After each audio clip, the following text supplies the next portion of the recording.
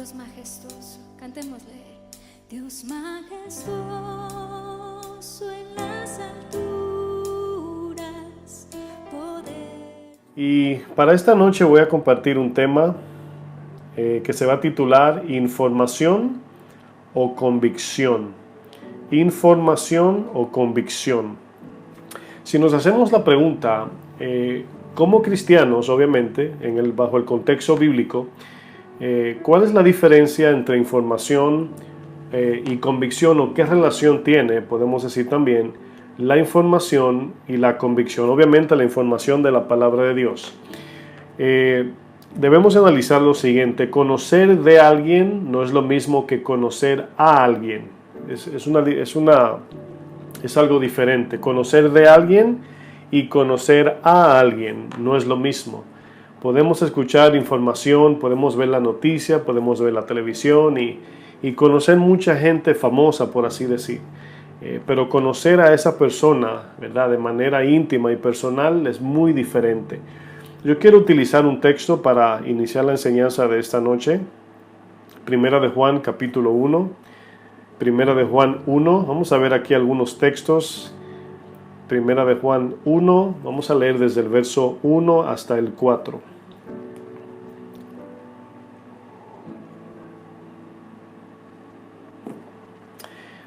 Aquí vamos a ver esta carta del apóstol Juan, la primera carta de Juan. Algo que debemos de tomar en cuenta es, el cual vamos a ver en un momento, qué estaba aconteciendo cuando estudiamos, por ejemplo, algún libro, Primera de Pedro, Primera de Juan, los evangelios, las cartas de Pablo.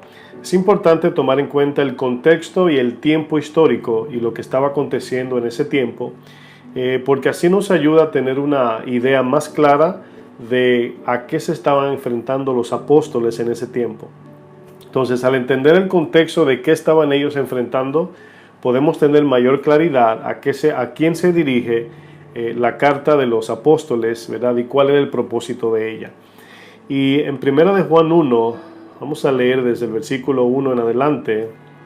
Aquí fíjense lo que va a decir. Ahora Juan, si usted recuerda Juan 1, Juan dice, ¿verdad?, el verbo era en el principio, ¿verdad?, y el verbo estaba con Dios y el verbo era Dios, ¿verdad?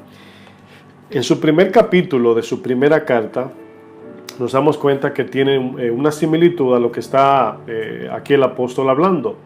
Dice el verso 1, lo que era desde el principio, dice, lo que hemos oído, lo que hemos visto con nuestros ojos, lo que hemos contemplado, y luego dice, y palparon nuestras manos tocante al verbo de vida. Es importante esto. Fíjense lo que dice este primer verso. O sea, lo que hemos oído, hemos visto con nuestros ojos, lo que hemos contemplado y lo que palparon nuestras manos. Aquí vemos cómo el apóstol está poniendo, ¿verdad?, fundamento a que lo que ellos percibieron acerca del Señor Jesucristo no fue una idea, no fue un concepto, no fue una filosofía, no fue una teofanía, no fue un sueño, nada de eso. Fue algo real. Y nos damos cuenta que aquí el apóstol está utilizando los sentidos, ¿verdad?, para hablarnos de la experiencia íntima y personal que tuvieron con Jesús. Ellos no recibieron una información, ellos recibieron una persona y relación. Entonces aquí el verso 2 dice, porque la vida fue manifestada.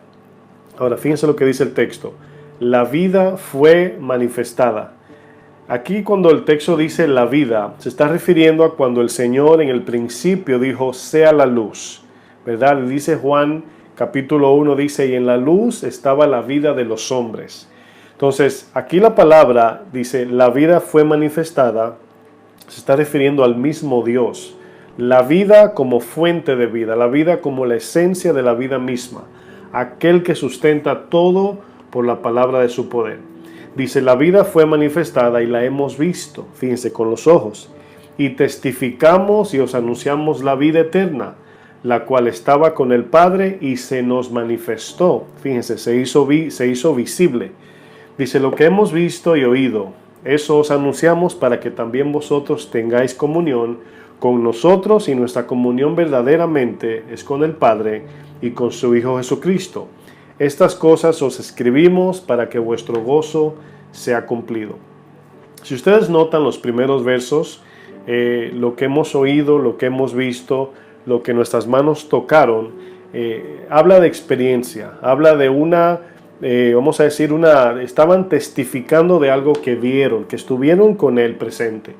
Pero hay una palabra que ellos, aquí el apóstol Juan agrega, y es la palabra contemplar.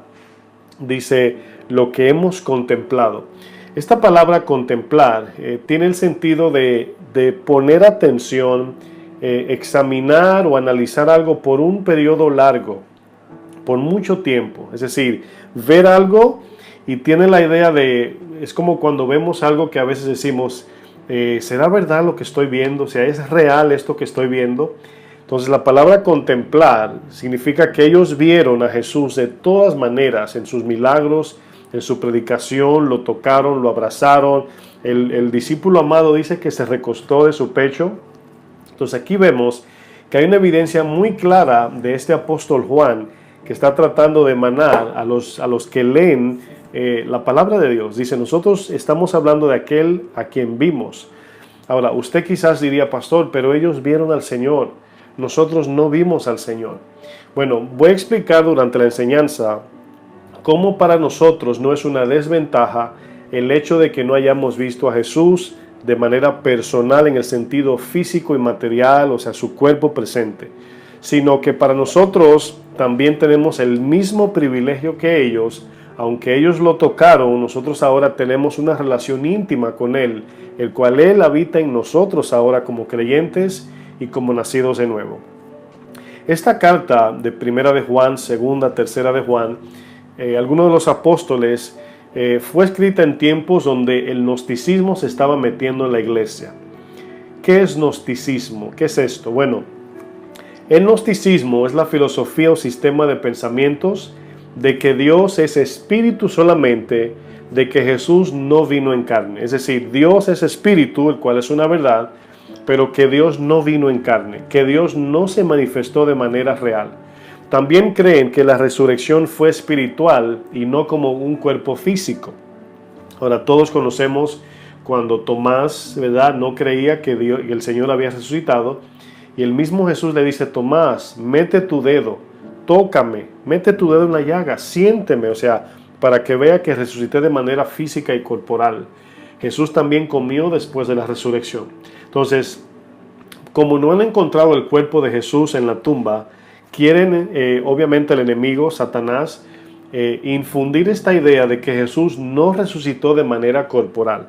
La palabra y la historia nos ayuda a entender de que Jesús, cuando resucitó, se les apareció a más de 500 personas y estuvo en la tierra por un periodo de tiempo largo, apareciéndosele a muchos.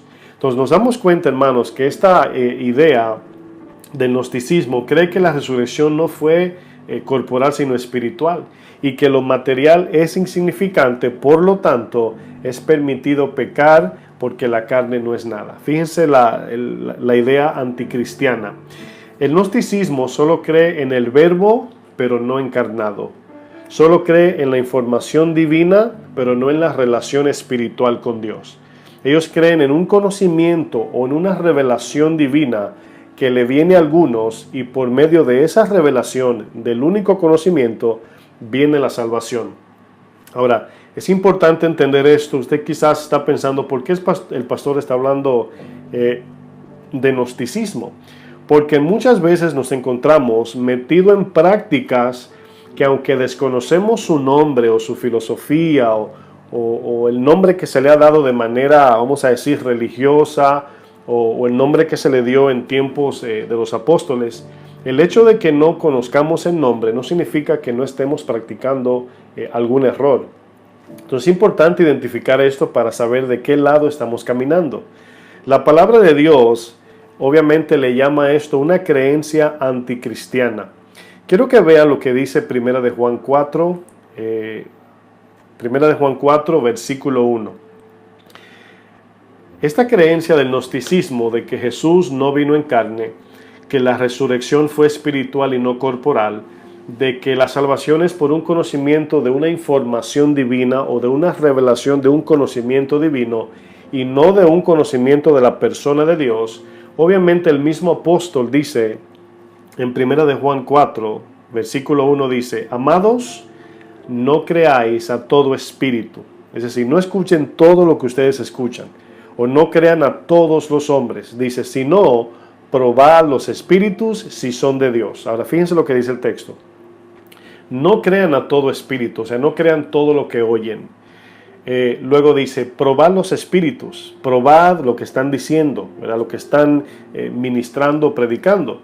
Dice, porque muchos falsos profetas han salido por el mundo y se meten y se mezclan entre los verdaderos y falsos, ahí están ligados.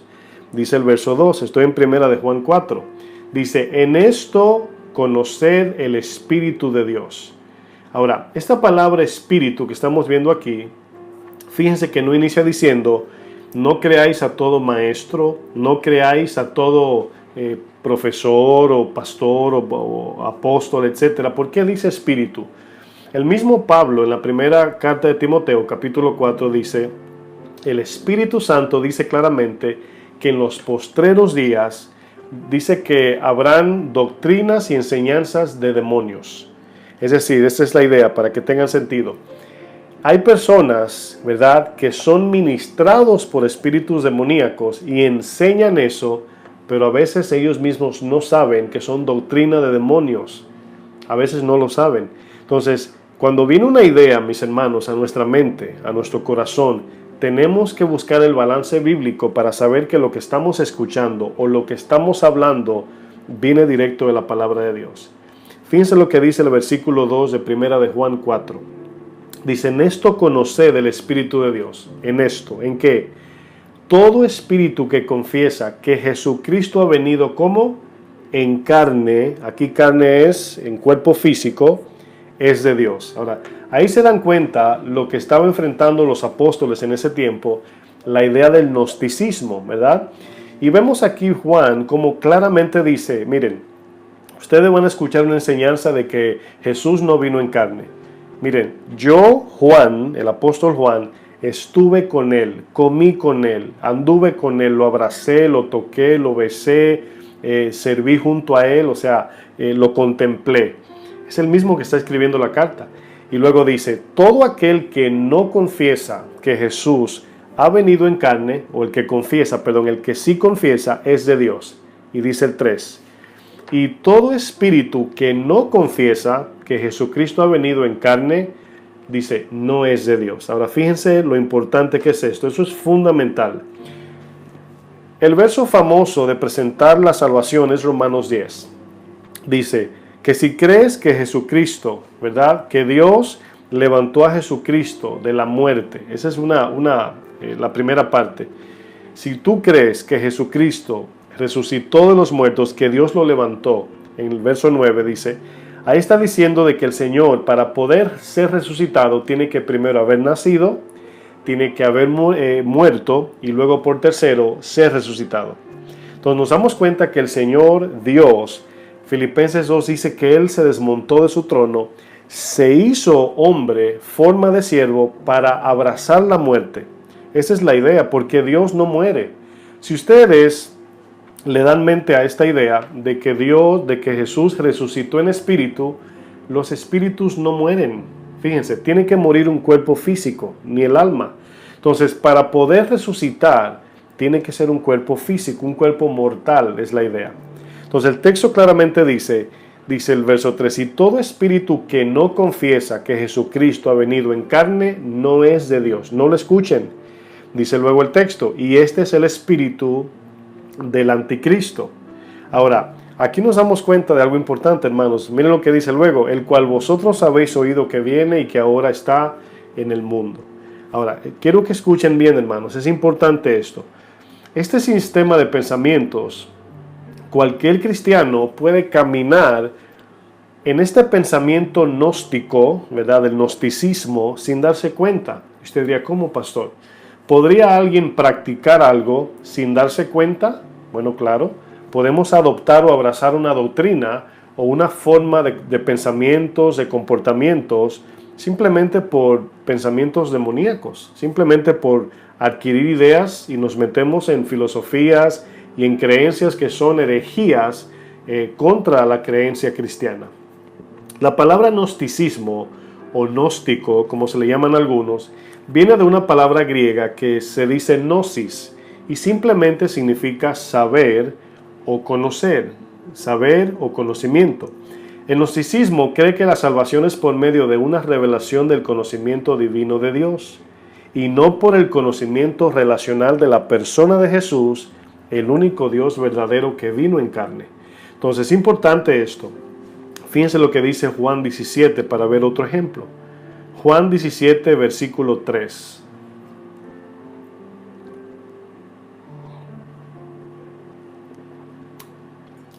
Juan 17, verso 3. Fíjense lo que dice este texto. Este es un texto que vamos a leer, es muy corto, pero es un texto muy importante. Obviamente como todos, pero este texto dice algo muy fundamental. Juan 17, 3. No estoy en Primera de Juan, estoy en Juan 17, 3. Como hemos estado viendo Primera de Juan para que no se confunda. Dice luego el texto, dice, verso 3, y esta es la vida eterna. Escuchen bien, esta es la vida eterna.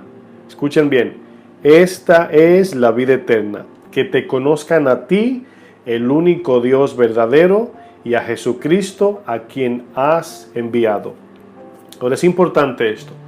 Esta palabra, que te conozcan a ti, esta palabra conocer, significa conocimiento personal, significa conocimiento íntimo y conocimiento relacional. La palabra que aparece en la Biblia griega es la palabra que se utiliza para conocer, es la palabra griega ginosko. Y esta palabra griega significa llegar a conocer íntimamente y no solo conocer por simple información. Es muy importante esto, o podemos decir conocer plenamente por medio de la experiencia personal. ¿Por qué es tan importante todo esto, mis hermanos? Miren, hemos utilizado anteriormente ejemplos muy sencillos como imagínate un familiar o un amigo que vaya de viaje. Imagínense que se va, no sé, a Grecia, a Italia, a Cancún, a cualquier país que tú no hayas visitado. Y esa persona vuelve y comienza a contarte la historia de cómo le fue. Y te habla de lo lindo que es ese país y cómo la gente es. Miren, esa información que se adquiere de ese amigo, ese familiar que vino de viaje, si tú no has visitado el país, esa información se queda en tu intelecto, en lo superficial. Todavía no has llegado a experimentar lo que esa persona que sí viajó experimentó de manera personal.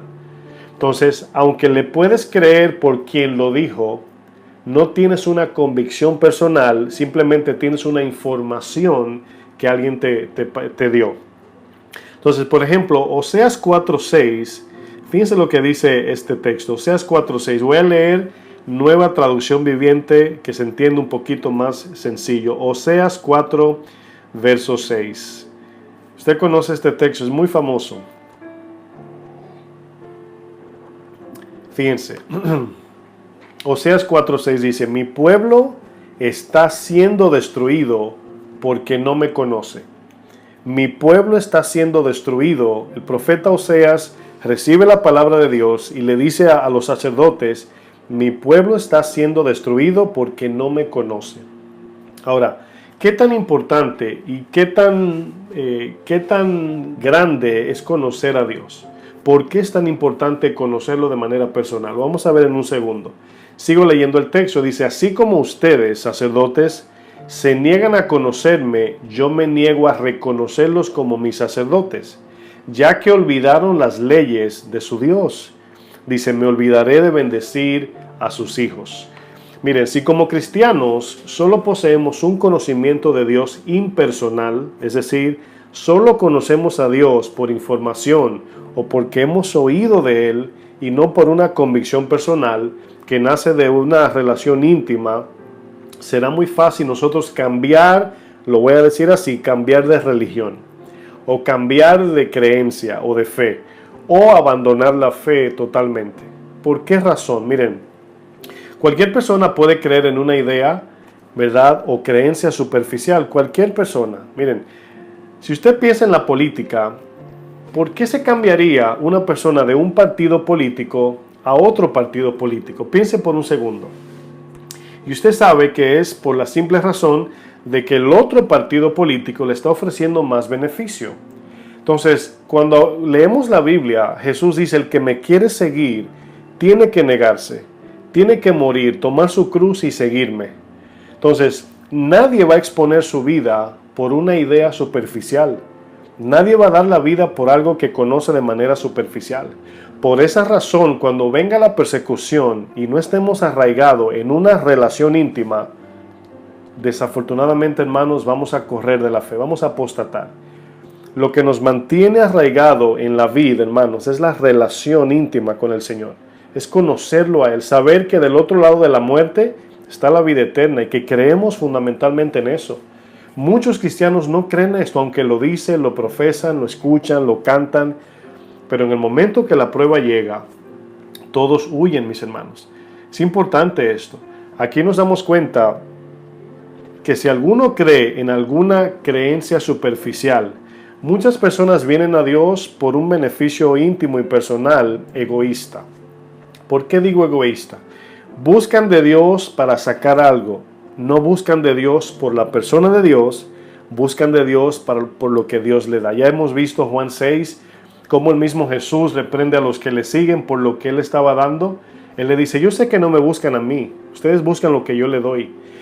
O sea, no están interesados en conocerme y tener una relación conmigo, no, solamente quiere que yo le dé. Y por esa razón muchos cristianos, cuando viene la prueba, se apartan.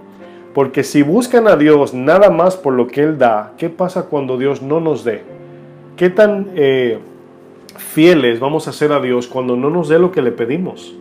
Y es importante, hermanos. Aquí vemos que por el momento muchos cristianos en este momento, en este tiempo, están siguiendo a Jesús por algún beneficio que quizás no tiene que ver con el plan eterno de Dios. No están dispuestos a sufrir por su causa, no están dispuestos a poner a un lado sus metas y abrazar las metas de Dios, no están dispuestos a morir por causa del Señor porque no le conocen de manera íntima y personal. Desafortunadamente, hermanos, si nos abrazamos a algo de manera superficial, hermanos, podemos abrazar otras creencias superficiales de igual modo. Solamente hay que ofrecerle más.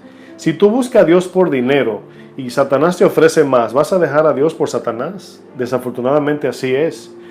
Miren, el momento que nuestras vidas se ponen en riesgo por causa de una creencia superficial, hermanos, corremos. Muchos cristianos se interesan por aprender lo que enseña la Biblia, pero pocos están interesados en conocer de manera personal a Jesús. Obviamente no, mis hermanos. Y desafortunadamente, al no conocer al Señor de manera íntima y personal, cuando alguien le habla de su fe, tambalea sus fundamentos. O sea, se están flojos, porque a veces dudan de la realidad de la persona de quién es el Señor. Vamos al libro de los Hechos, capítulo 19. Acompáñenme allá. Hechos 19.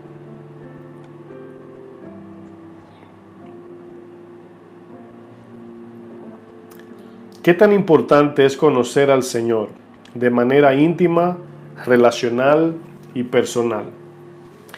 Aquí hay una historia de unos judíos que trataron de hacer un exorcismo, es decir, sacar demonios. Y vamos a leer la historia para que ustedes vean el contexto. Dice Hechos 19, verso 13.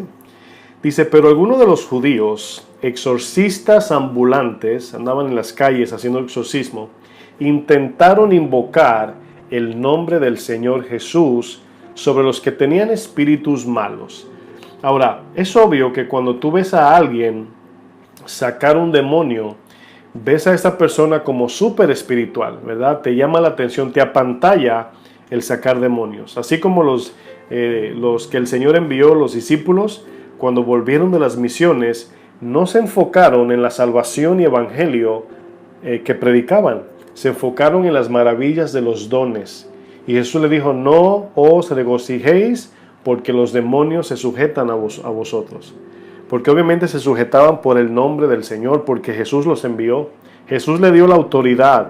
Dice, ustedes hollarán serpientes y escorpiones. yo os envío como ovejas entre lobos. Es decir, los mandó con la autoridad de Dios, pero con el fin de predicar el evangelio, para que no haya estorbo en que la palabra llegue, pero no en enfocarse en sacar demonios. Hoy las iglesias están llenas de este tema, de sacar demonios, de profetizar, de milagros, y aunque todo eso es bíblico, hermanos, no es el plan central de Dios. Y por eso hay iglesias que se van de un balance de un lado o al otro, porque el centro de la voluntad de Dios es que nadie se pierda. Entonces, los dones son dados como herramienta para salvar a la gente, no para que la gente se apantalle por los dones que Dios nos ha dado. Estos querían, parece ser, apantallar a la gente por el poder que ellos veían a Pablo, a Jesús, cómo los demonios salían corriendo al hablarles. Y dice el texto más adelante diciendo, os conjuro por Jesús, el que predica Pablo. Ahora fíjense en esto. O sea, yo vengo en el nombre del que predica Pablo. Fíjense, están hablando como si fuera en segunda persona, ¿verdad? Versículo 14 dice, había 7 hijos de un tal Esceva, judío, jefe de los sacerdotes, que hacían esto. Pero respondiendo el espíritu malo dijo, escuchen bien, a Jesús, dice, a Jesús conozco. Aquí está hablando el demonio, a Jesús conozco y sé quién es Pablo. Pero vosotros, ¿quiénes sois? Y el hombre en quien estaba el espíritu malo, saltando sobre ellos y dominándolos, pudo más que ellos, de tal manera que huyeron de aquella casa desnudos y heridos. Miren, nos damos cuenta en esta porción bíblica que hemos leído de que estos judíos no conocían a Jesús, no tenían una relación con el Señor. ¿Cómo sabemos? Hasta los demonios se dieron cuenta. Escuchen bien, los demonios saben quiénes son del Señor y quiénes no son del Señor. Ellos nada más habían oído de Jesús, habían quizás presenciado cómo Pablo sacaba demonios, quizás estaban ahí en el capítulo 17 cuando Pablo le sacó el demonio a la mujer adivina, quizás estuvieron allí, pero no conocían al Señor. Miren, una vez estamos, una historia que le cuento personal, fuimos mi esposa y yo a Cancún a la conferencia de matrimonios. Y ya luego que se acaba la conferencia ya, ¿verdad? Nos quedamos con los pastores ahí a pasear y comer y todo eso. Y andamos con el pastor Toño Ortiz, ¿verdad? Por ahí, vamos camino a Cozumel, recuerdo. Y estábamos ahí donde tomamos el ferry para ir a la islita que se llama Cozumel. Es como una isla, una playa, algo así. Y mientras estábamos esperando el ferry, se me acercó un brujo a mí. Y me dijo, ¿eres pastor? Me dice, a mí. Y yo lo miro y no sabía que era un brujo. Simplemente pensé que conocía a Toño, no sé. Y luego me dice, ¿te diste cuenta que soy brujo? Así. Y luego le comenté al pastor Toño y le dije, wow, increíble, este hombre sin conocerme me dijo esto. Y en ese momento me di cuenta, hermanos, cómo nosotros somos conocidos, no solamente por la gente del mundo, sino también por los espíritus. Los espíritus saben quiénes son los hijos o hijas de Dios y los que no son. Y aquí nos damos cuenta que estos judíos quisieron, en el nombre del que predicaba Pablo, sacar demonios. Y no pudo, obviamente, porque no tenía primero una relación con el Señor, y mucho menos los demonios se sujetaban al nombre de alguien que no conoce del Señor. Miren, imagínese usted llegando a la Casa Blanca, y usted se para a la puerta de la Casa Blanca queriendo entrar, y el guardia de seguridad lo detiene y le pregunta, ¿quién es usted? Usted no puede entrar aquí. Y usted le dice, no, yo conozco al presidente. Y el guardia le dice, ¿cómo lo conoce? Dice, no, yo lo veo por la noticia. Imagínese eso, que usted le diga, yo conozco al presidente Donald Trump. Lo veo todos los días por la noticia. Bueno, ¿cómo es este conocimiento? Si nos preguntamos. Es un conocimiento de información acerca de quién es el presidente. Pero si le preguntan al presidente por este hombre que quiere entrar a la Casa Blanca, el presidente va a decir, no lo conozco, o sea, no sé de quién me hablas.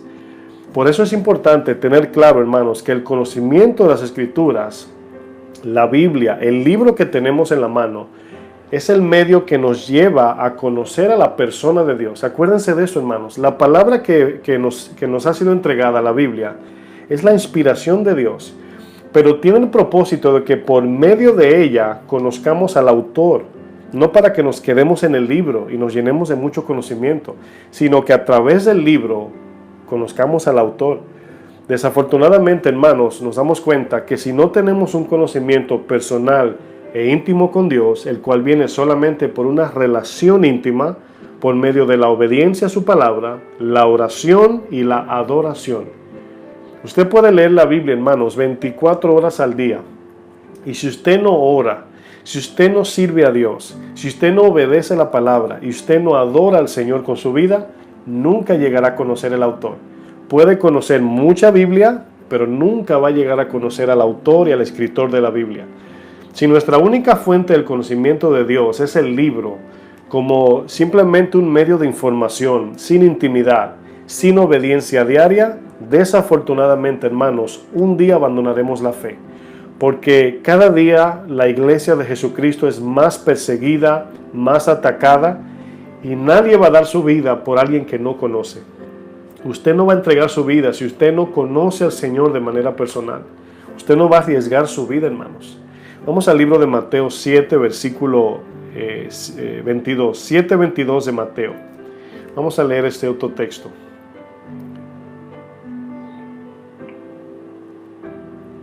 Este texto, hermanos, es un texto que usted conoce como cristiano, pero es un texto que, ay Dios mío, se nos pone a temblar este texto, créanme.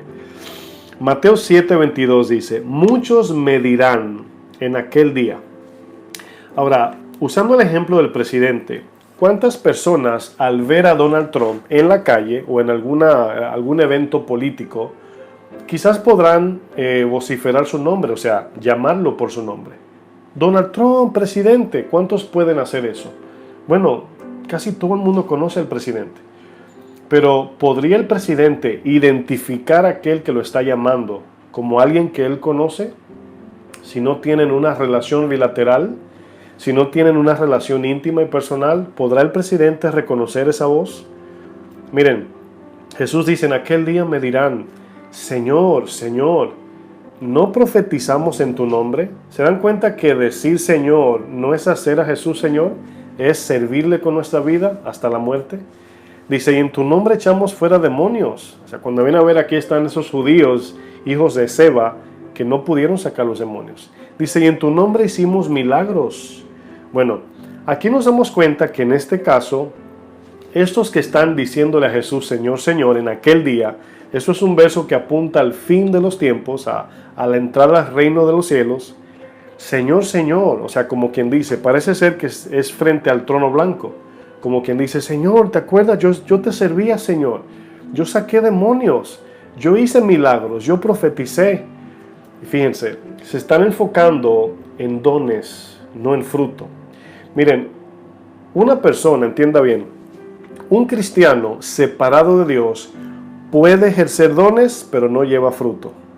Pero un cristiano cerca de Dios, íntimo en el Señor, lleva fruto y produce también, o sea, ejerce los dones.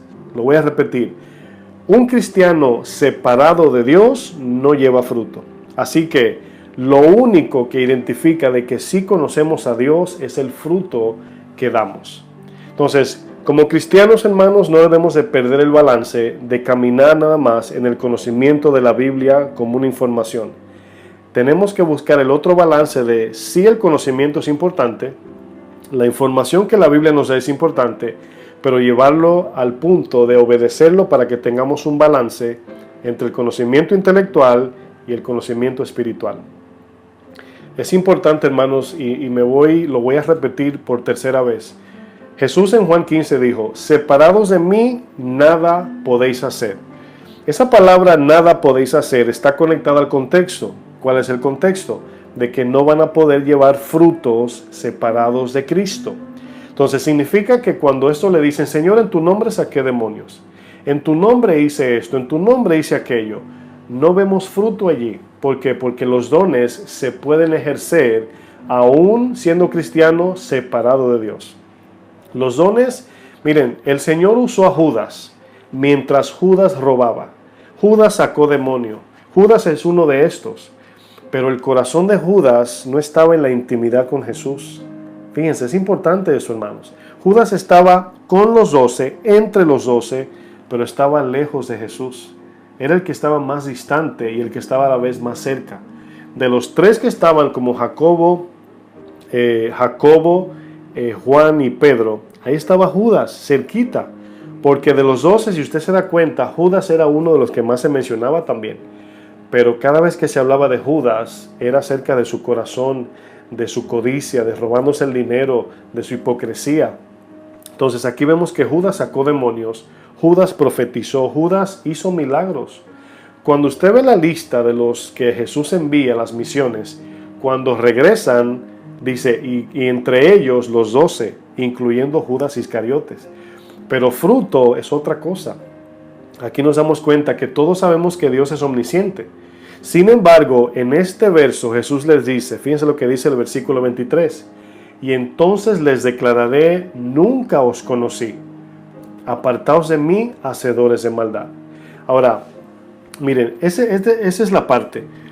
Imagínense que, hablando del ejemplo del presidente, por así ponerlo, alguien de repente comienza a hacer una obra comunitaria, ¿verdad? Y comienza a limpiar las calles y todo eso en el nombre del presidente, por ejemplo. Y de repente este hombre comienza a recobrar seguidores. La gente comienza a seguirlo. Pero luego este hombre abusa de esta gente y les roba el dinero. Pero recuérdense, este hombre vino en el nombre del presidente. Cuando lo acusan, lo llevan a la corte, le llega el informe al presidente, fulano de tal estaba haciendo obra comunitaria y él dice que tú lo empleaste. Y luego el presidente lo mira y dice, no, nunca lo conocí. O sea, todo lo que él hizo, nunca lo conocí. Entonces nos damos cuenta, hermanos, es una idea un poquito sencilla, pero más o menos para ponernos en la línea correcta, para saber cómo Jesús ve a aquel que puede ser cristiano, puede servir en la iglesia, pero nunca llegar a tener una relación íntima con el Señor, nunca conocer al Señor de manera personal. Y ahí está, hermanos, y le voy a decir algo, hermanos, y este es el temor que yo tengo. El día del juicio, hay cristianos que piensan que van a seguir derecho, hermanos. Y cuando un cristiano no sirve al Señor, solamente va a la iglesia, y lo único que hace es recibir palabra, hermanos, es una evidencia clara de que no ha conocido al Señor, no ha sido perfeccionado en el amor. El amor consume. Miren, hoy me estaban arreglando el internet, haciéndolo un poquito más rápido para la transmisión en vivo. Y de la compañía del que vino a instalar el internet, me mandaron como 5 veces. Asegúrense de que nadie haya sido contagiado por el COVID, mantenga a distancia de 6 pies, ponga sus mascarillas, no se puede acercar al técnico, etc. Mientras él estuvo aquí, se me hace difícil porque le digo, te puedo brindar agua, y como que no quieren por lo del virus.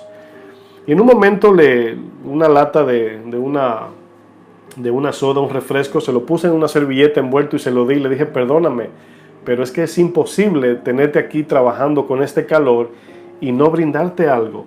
Si el amor te consume, el amor de Dios tiene que moverte a servir. No puedes decir que amas a Dios y ver la obra y no servir. Como dicen por ahí, si tú no sirves, no sirves. Y por esa razón Jesús le dice a muchos en aquel día, no te conozco, nunca os conocí, hermanos. Dios es omnisciente, Él conoce a todo el mundo en el sentido de su nombre, todo. Pero la palabra conocimiento aquí, hermanos, es diferente, es la misma palabra ginosco, relación, intimidad, conocimiento íntimo y personal. Eso significa nunca os conocí, nunca tuve una relación contigo. Por eso es tan importante, por eso nos vamos al griego, al original, para ver lo que la palabra significa. O sea, nunca tuve una relación contigo. Señor, yo fui a la iglesia, sí te vi. Señor, yo me bauticé, sí, yo vi que el pastor te bautizó. Señor, yo di mucha ofrenda, mucho dinero di a la iglesia, sí, yo lo vi todo, sí, claro. Señor, yo llegué hasta a sacar demonios, incluso oré por alguien y se sanó, sí, claro. Pero nunca caminaste conmigo, nunca caminaste en intimidad conmigo, nunca viviste, y lo que hiciste no fue para mi gloria, fue para tu propia gloria.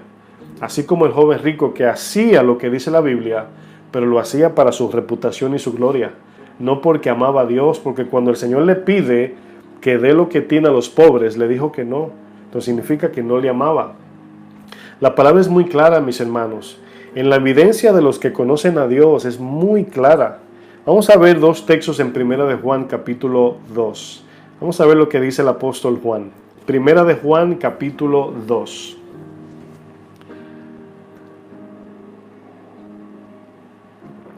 A mí me gusta este libro, hermanos, porque repite mucho la palabra en esto sabemos, en esto conocemos. En otras palabras diciendo, ¿cómo es que vamos a saber si estamos bien con Dios, si soy cristiano genuino, si no soy cristiano genuino? Este libro se encarga de evidenciar nuestro corazón y nuestra genuina relación, si es con Dios o no. Dice Primera de Juan 2, verso 3.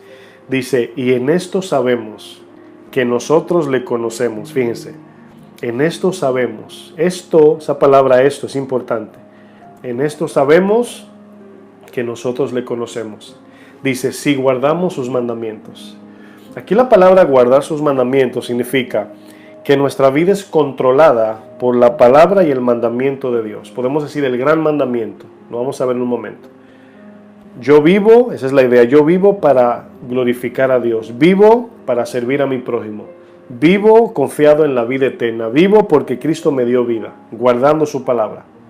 Dice el texto 4, y el que dice, yo le conozco y no guarda sus mandamientos, el tal es mentiroso, aunque sea cristiano. Si alguien dice, yo soy cristiano, tengo 25 años en la iglesia, ofrendo, diezmo, qué sé yo, hago cosas, pero vemos lo que dice el texto, pero no guardo sus mandamientos. ¿Cuáles son los mandamientos? Vamos a ver en un momento. Dice, el tal es mentiroso y la verdad no está en él o en ella, podemos decir. Pero el que guarda su palabra, aquí guardar su palabra, hermanos, tiene el sentido de no permitir que ningún pensamiento contrario a la palabra entre en nuestro corazón, que nada nos gobierne, solamente la palabra de Dios.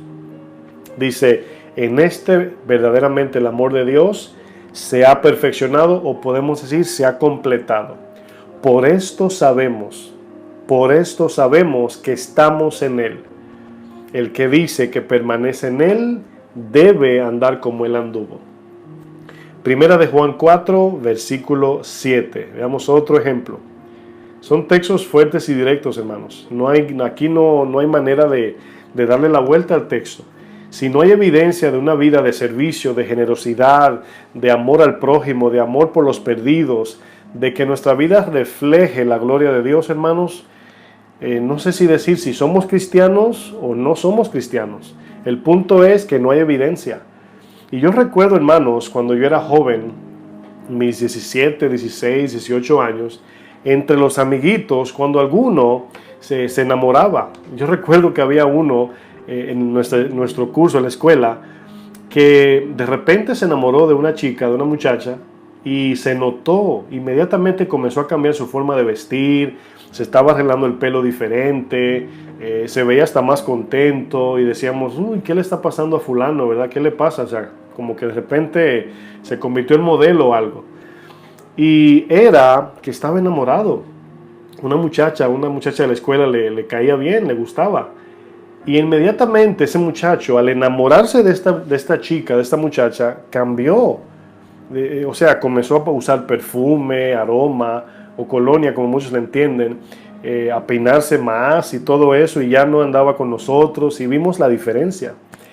Si nos preguntamos eso, esa pregunta de ¿el mundo evidencia de que estamos enamorados de Cristo?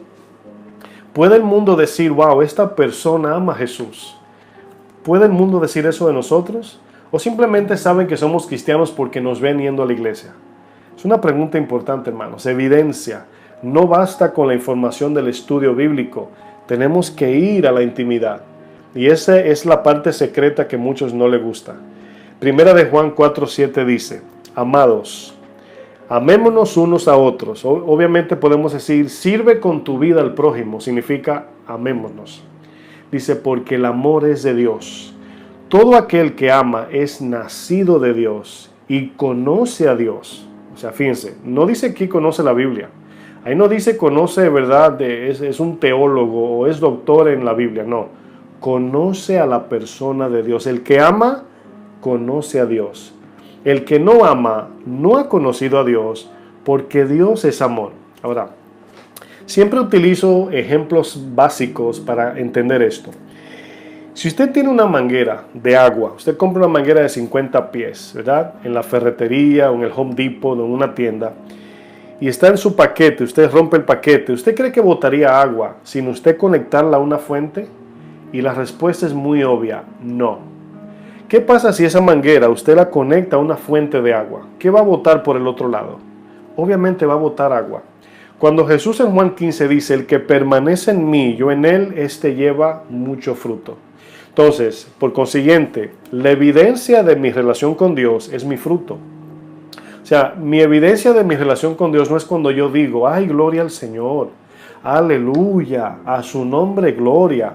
Nada de eso es evidencia de que somos cristianos, sino el fruto de lo que sale por mi boca, el fruto de mis manos, el fruto de mi vida, cómo voy cada día, a quién me voy pareciendo más de manera progresiva. Eso es lo que habla. Y aquí la palabra dice en el versículo 9, si no me adelanto, sí, verso 9, dice, en esto se mostró el amor de Dios para con nosotros, en que Dios envió a su Hijo unigénito al mundo para que vivamos por Él, para que tengamos vida por medio de su sacrificio. Dice luego el texto, en esto consiste el amor. En otras palabras, este es el verdadero amor. No que nosotros le hayamos amado a Dios, no que nosotros hayamos amado a Dios, sino que Él nos amó a nosotros y envió a su Hijo en propiciación por nuestros pecados. Amados, si Dios nos ha amado así significa, si Dios nos ha amado en esta forma, en esta manera, dice el texto, también nosotros debemos amarnos unos a otros en la misma manera que Jesús amó. Versículo 12, nadie ha visto jamás a Dios. Y aquí es el punto importante. El mundo no cree en ese Dios invisible, mis hermanos, pero sabe que la iglesia tiene la responsabilidad de hacer a ese Dios invisible visible por el amor que en nosotros debe haber de Dios. La gente no ve a Dios, pero cuando nos amamos, Dios permanece en nosotros. Cuando tú amas al prójimo, aún al enemigo, la gente ve a Dios en ti. Por eso Dios es invisible, porque debe ser hecho visible por nuestras obras. Pero se hace visible a nosotros, tangible, así como decía Juan, lo tocamos, lo vemos, lo oímos por la relación íntima que ahora tenemos con Él. Mucho mejor que la relación que tenía con los discípulos antes de la cruz. Es importante esto. Si nos amamos unos a otros, Dios permanece en nosotros y su amor se ha perfeccionado en nosotros. Es importante entender lo que significa conocer a Dios, mis hermanos. Si nuestro conocimiento de Dios se limita a una información intelectual y no espiritual, nuestra fe no está basada en una convicción real, sino superficial. Hemos recibido mucha información bíblica, pero en sí no hemos conocido al autor y escritor de la Biblia.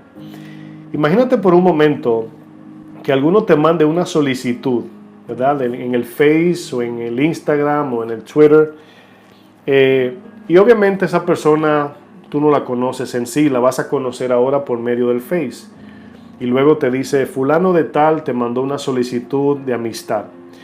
En ese momento tú miras la foto, investigas de qué país es, cómo se llama, etc. Y luego que la aceptas y decides aceptar a esta persona, comienza a hablarte por el chat. Hola, ¿cómo estás? Yo soy de tal país y verdad esto y me gusta aquello. Y se comienzan a saludar. Todo va muy bien. ¿Qué pasa si esta persona te dice, ¿puedes venir a mi casa? Fíjense, aunque entendemos que muchos han sido engañados, ¿verdad? Muchas personas han sido secuestradas, engañadas por este medio, entendemos que por lógica, o sea, coherencia humana, no vamos a ir a la casa de alguien que nada más hemos conocido por el Face, aunque muchos lo hacen, no es lo correcto. O sea, eso no significa que ya tenemos una relación íntima y sabemos quién es esa persona. Puede ser un violador, puede ser un asesino, puede ser una persona que te va a hacer un daño, porque no conoces, nada más viste la foto, el nombre y el Facebook, lo conoces de manera superficial. Y aquí nos damos cuenta, hermanos, de algo sumamente importante. Nuestra relación con Dios es por información solamente, o tenemos la convicción de quién Él es en nuestra vida. Es el conocimiento pleno de Dios que produce la certeza de nuestra fe. al punto de dar nuestra vida por causa de Cristo. El Espíritu Santo es el que nos revela la persona de Dios, dice 1 de Juan 2:10, 1 de Corintios 2:10. Antes de la cruz, los discípulos no pudieron dar sus vidas por causa de Cristo. ¿Se acuerdan que salieron corriendo? Pero luego que recibieron el Espíritu Santo, arriesgaron sus vidas por causa del Evangelio. Hechos 1:8 dice que recibieron poder. ¿Poder para qué? Para ellos dar su vida. Pero cuando el Espíritu vino en ellos, el Espíritu mismo producía esa unidad con Dios. Ya no había que ir a Jerusalén o al tabernáculo, sino que la presencia de Dios está en el creyente. Pero aún la presencia estando en nosotros, hermanos, tenemos que cada día buscar su presencia. Santiago dice, acércate a Dios y luego Dios se acercará a vosotros. Por eso Jesús dice en Juan 15, el que permanece en mí y yo en él. O sea, es una relación mutua, de mutuo consentimiento. Y saben que siempre pienso en la palabra confesión. La palabra confesión, pensamos que únicamente es decir lo que yo hice mal o si pequé. Pero confesión es la palabra griega homologeo, que significa estar en acuerdo, en mutuo acuerdo. Amós 3:3 dice, ¿y podrán caminar dos que no estén de acuerdo? O sea, obviamente si están en desacuerdo caminarían en vía contraria. Pero cuando dice la Biblia que Enoc caminó con Dios, dice que caminó de acuerdo con Dios. Moisés caminó con Dios, Noé caminó con Dios, Pedro caminó con Dios, Pablo caminó con Dios, Sara, Rahab caminaron con Dios. Entonces, caminar con Dios significa que una vez recibimos la enseñanza de su palabra, la información de la Biblia, tenemos que ahora decidir caminar con Él paso a paso en obediencia.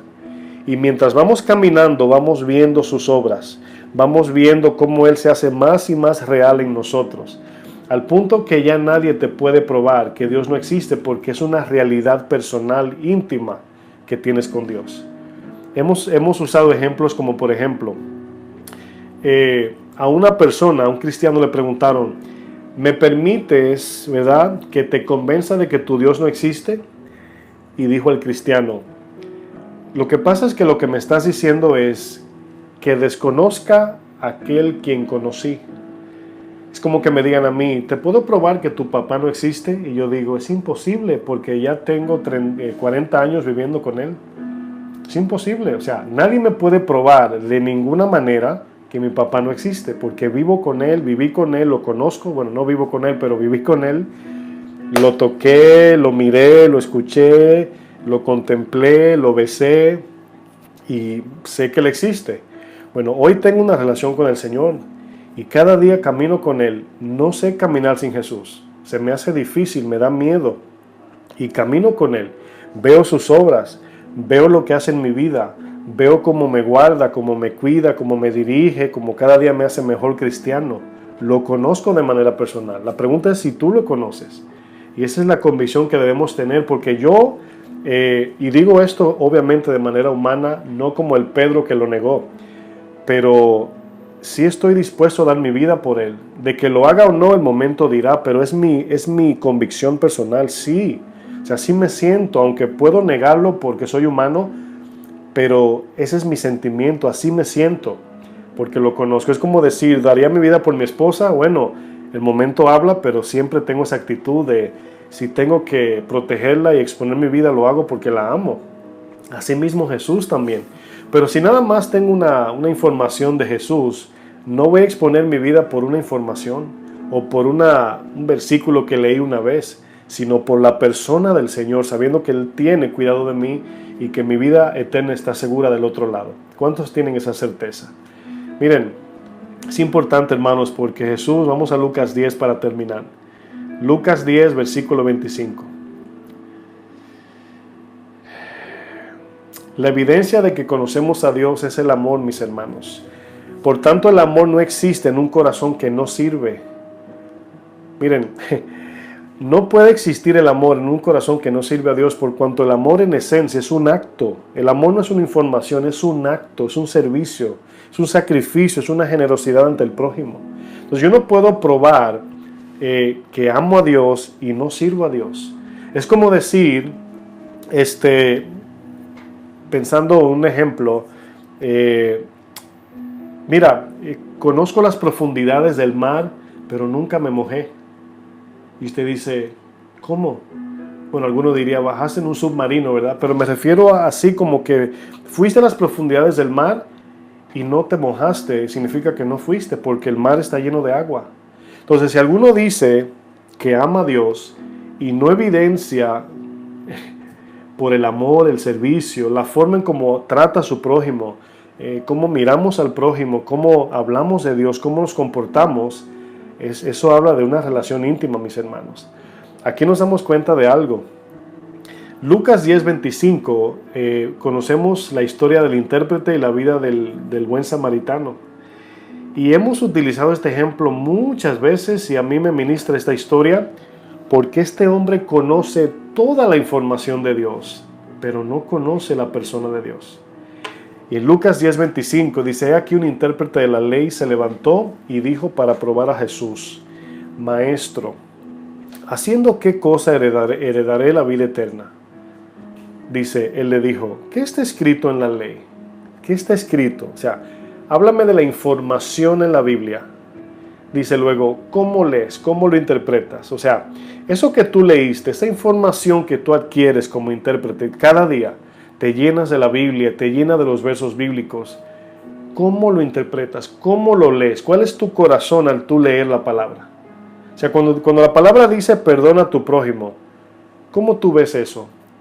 O sea, ¿lo estás leyendo? ¿Estás leyendo para perdonar a tu prójimo? Bueno, aquí vemos que Jesús le dice, ¿cómo lees? ¿A qué respondió? Dijo. Ahora, ¿qué le va a decir el intérprete?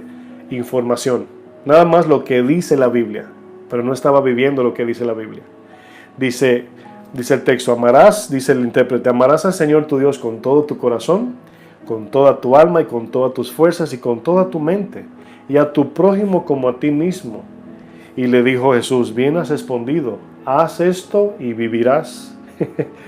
Este intérprete, mis hermanos, estaba lleno de información, pero vivía en una vida desbalanceada. Se fue de un lado del camino cristiano a nada más estudiar y estudiar, sin servir a su prójimo, sin amar a su prójimo, sino que nada más se llenaba de la información. Jesús le dijo, lo que dijiste está muy bien, o sea, tu información está correcta. Lo que has contestado, rectamente has contestado. Pero no significa que porque contestaste bien, estás bien. La mujer samaritana le dice a Jesús, no tengo marido. Y dice Jesús, bien has respondido al decir no tengo marido, porque 5 has tenido y el que tiene ahora no es tu marido. Es decir, no eres una mujer casada, comprometida con un hombre. Has tenido 6 hombres que no son tu marido. Han pasado por tu vida. Pero ella estaba escondiendo su relación íntima. Jesús le dice, bien contestaste. Así este intérprete dice, bien has respondido, pero estás muerto espiritual. Hermanos, no podemos decir que conocemos a Dios y no servirle. No podemos decir que conocemos a Dios y no perdonar. No podemos decir que conocemos a Dios y no ser generoso. No podemos decir que conocemos a Dios y no proclamar su nombre. Tampoco podemos decir que conozco a Dios y no ser luz o sal de este mundo o de esta tierra. No podemos decir que amamos a Dios y no amamos al prójimo. Mucho menos decir que conocemos y amamos a aquel Dios que no adoramos con nuestra vida. No, mis hermanos, como 1 Juan 2:4 bien lo dice, el que dice yo le conozco y no guarda sus mandamientos, qué bueno que el texto dice guardar, porque usted está viendo esta enseñanza ahora. Pero ¿cuántos de ustedes van a guardar lo que aprendieron? ¿Cuántos de ustedes se van a ir con eso atesorado con el fin de llevarlo a la práctica? ¿Cuántos van a decir esto que aprendí hoy está poderoso, está bueno, esta información? Pero ¿cuántos van a ir y lo van a llevar a la práctica para conocer a ese Dios? Para que ese Dios, por medio de la obediencia, se manifieste en las vidas de muchos. Muchos cristianos no conocen a Dios. No conocen porque no le obedecen, no le aman su palabra. Viven una vida de sí se congregan y pueden hasta ofrendar y eso, y ven todas las enseñanzas del mundo, pero su corazón está vacío porque no tienen el amor de Dios. No son movidos por el amor de Cristo. Aquí dice el texto de 1 Juan 2:5, dice, pero el que guarda su palabra, en este cristiano, verdaderamente el amor de Dios se ha perfeccionado. Por esto sabemos, así es como sabemos que estamos en Él. El que dice que permanece en Él debe andar como Él anduvo. ¿Cómo anduvo Jesús? Sirviendo, era generoso, amando al prójimo, perdonando al enemigo, orando por los perdidos, glorificando a Dios sobre todo, etcétera, etcétera. En Juan 8, mis hermanos, Jesús tuvo una disputa con los fariseos y le dijo, ese Dios que ustedes dicen conocer es mi Dios. Y siempre hemos estudiado que tenían al Dios de la creación, al Dios que ellos decían conocer, frente a frente, y no lo conocieron. ¿Saben por qué? Porque por todo un tiempo solamente se enfocaron en mirar la letra y no mirar al autor de la letra. No miraron al Señor. No se sometieron a la palabra con un corazón recto. Dice su corazón, sus labios profesaban a Dios, pero su corazón estaba lejos. Eran hipócritas, no amaban al Señor. Decían amar a Dios, pero con sus hechos demostraban lo contrario. Así que los cristianos de hoy, que dicen que son cristianos y quizás no faltan a la iglesia, no se pierden una predicación y no sirven a Dios, no son cristianos, o por lo menos si lo son, Dios no está con ellos. Porque la palabra es muy clara cuando dice, en esto sabemos que conocemos a Dios y que Dios está en nosotros. Miren, Dios, hermanos, es una fuente de amor. Y Dios no es como esa tubería que se le pone un tapón y ya deja de fluir agua. No, si tú te pegas a Dios vas a fluir fruto de amor. Por esa razón sabemos que la mayoría de los cristianos no están pegados a la fuente de amor, porque no aman, no sirven. Por cuanto no sirven, eso evidencia que no están conectados a la vid. Jesús dijo, separados de mí nada pueden hacer. Conectados a mí pueden llevar mucho fruto van a llevar. Y el fruto, hermanos, obviamente es amor al prójimo, servir al necesitado, llevar el evangelio a todos, no importa quién, perdonar al ofensor, ser generoso con el necesitado, glorificar a Dios en todo y vivir en un estilo de vida de adoración. Que la gente del mundo vea que tú amas a Dios, no porque vas a la iglesia o porque tienes una Biblia, sino por tu manera de vivir. Amén, hermanos.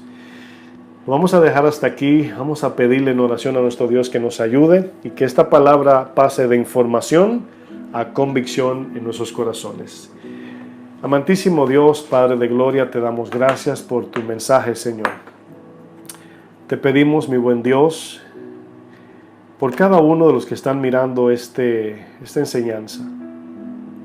Padre, hemos recibido tanta enseñanza. Oh Dios mío, tanta enseñanza hemos recibido de tu parte. Pero cuánta de esa enseñanza ha tenido un efecto en nosotros. He escuchado a algunos que dicen, yo me sé todas las enseñanzas de Chuy Olivares. Yo tengo tantos años escuchando las enseñanzas de fulano de tal. Pastor, yo le sigo hace 4 o 3 años.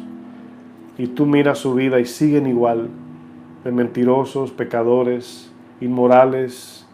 No han permitido que la palabra entre en sus corazones. Han amado otras cosas, aunque se congregan, aunque sintonizan las enseñanzas. No han entregado su vida al Señor por completo. Por lo tal, no habitan en el Señor. La esencia de amor y de vida no está en ellos. Solamente tienen conocimiento en su mente, pero están vacíos en su corazón. Ayúdanos, Señor, a que tu palabra siga penetrando nuestros corazones. Pero queremos también nosotros atesorar, guardar tu palabra para que dé fruto a su tiempo, Señor. Bendice la vida, Señor, de mis hermanos que nos están viendo. Sigue tratando con nosotros, Padre. Nos falta mucho, pero queremos conocerte más de manera personal. Esto te lo pedimos en el nombre de Jesús. Amén. Que el Señor les bendiga, mis hermanos.